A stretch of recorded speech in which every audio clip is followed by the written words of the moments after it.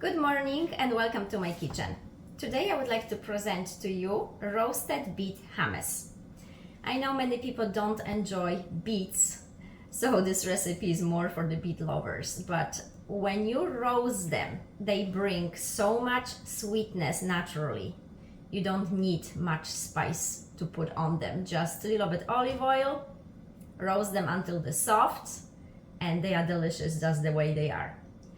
I have about 3 medium beets here that I sliced thin so they roast faster, and I'm sure that once they roasted I'm gonna have a couple pieces before I actually make the recipe. And my secret ingredient, because I like to have a little kick or spice to it, is to put half a teaspoon of mango habanero sauce. If you don't like spicy, leave it out. You don't have to do it. But if you have your favorite sauce that is a little bit more spicy, you can add to that recipe and it will have this extra kick and extra flavor. Roasted beet hummus today. Thank you for watching this. I will need a can of chickpeas. I have about 3 small to medium beets. Have a cup of tahini. I also put 1 tablespoon of sunflower seed butter, 1/4 of a cup of olive oil, juice of 1 lemon. I have 3 smaller garlic cloves, have a teaspoon of cumin, have a teaspoon of salt, and mango pepper sauce.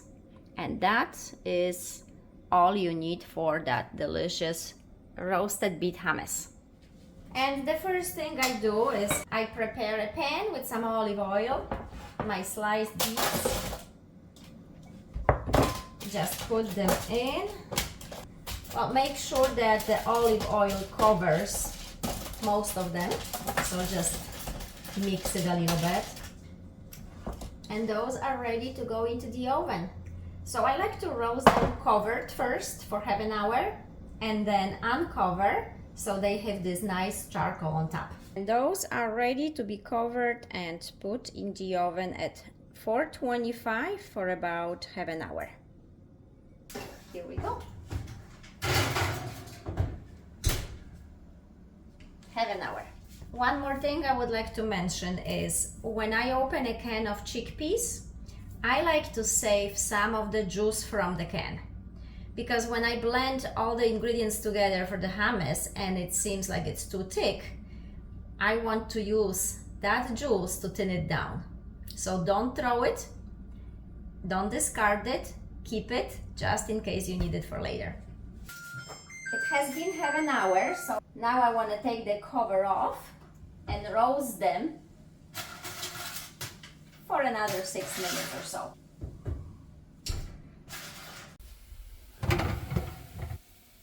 You might want to take one out after those 6 minutes and see if those are really soft. Some beets take a little bit longer, especially the young ones.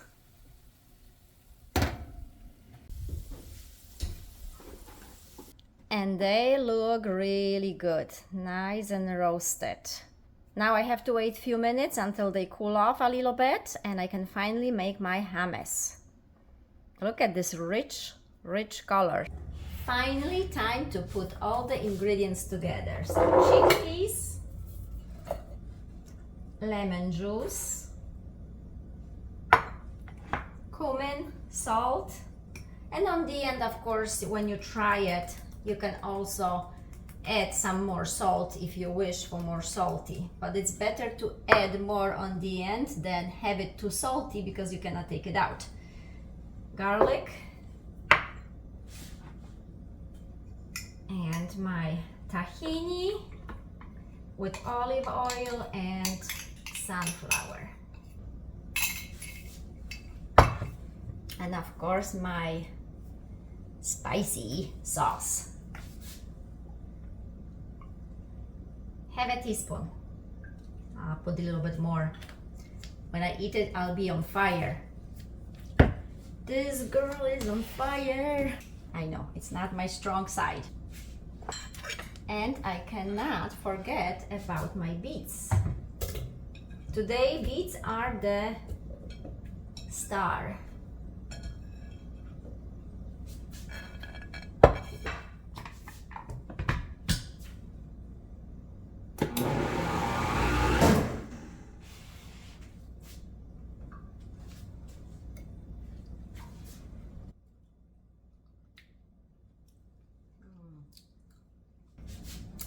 And now I see my hummus is a little bit on the thicker side, so I will put about 1 tablespoon of that water from my chickpeas. Give it a mix, and last few seconds. Look at the color. It has such a rich, dark, pinkish, reddish, but the color is so vivid, so alive, just beautiful. Okay, let's put it in a glass.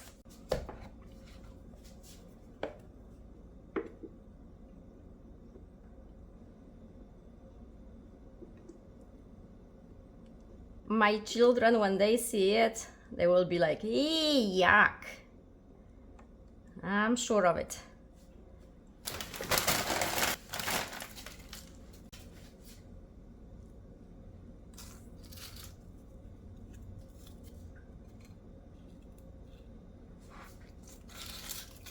And my hummus is ready. I will be eating it myself for 3 days straight. Thank you very much for watching. I hope you like it. I hope you enjoy it. Smacznego. For myself, it is truly addictive. I do not get tired of it. Let me be the first one.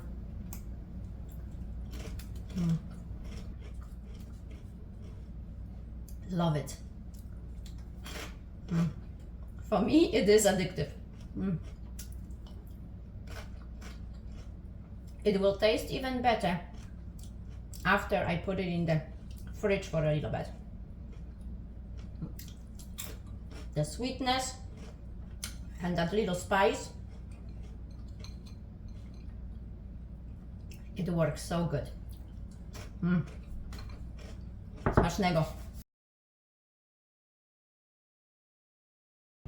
I have decided to put a little clip together explaining why I have this bump on my hand, and it's pretty visible. Some of you are wondering, like, what's this? Why is this bigger, smaller? And for those of you who are curious, I was in a car accident 5 years ago, over 5 years ago. I was in a car accident, just driving on the main street, and somebody was coming from a side street, not watching for the stop sign, pretty fast, driving straight into my car. The car was destroyed, it wasn't usable. And I do not remember the accident. I woke up in a hospital, spent 11 days in a hospital. I had some broken ribs, broken backbones, and this is a ruptured muscle actually from that accident.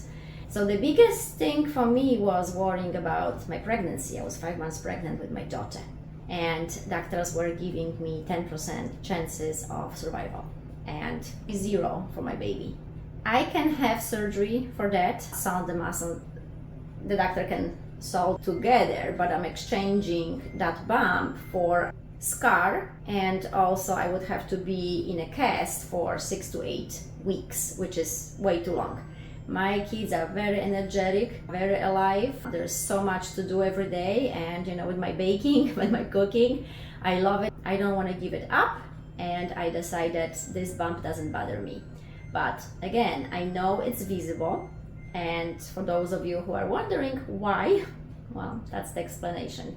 I think there are more important things in life than, fixing a little bump. It doesn't bother me, it doesn't hurt me. It's just the visual that, when people don't know, it's like, what is that? So I'm just glad I'm alive and I'm healthy, that my little girl, after the accident, when the doctor said she's not gonna survive, she's just bunch of energy, very alive, very physical, and she keeps me on my toes.